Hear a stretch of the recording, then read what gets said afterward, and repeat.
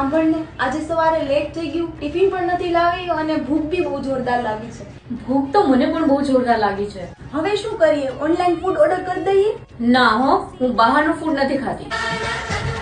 Okay weight, હું કંઈક કરું.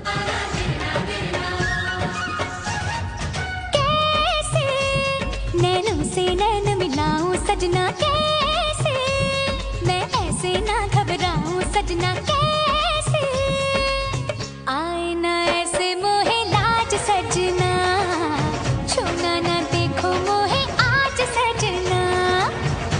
કેમ તને બહારનું ફૂડ નહોતું ખાવું ને? તો આ પાણીપુરી બહારનું ફૂડ નથી?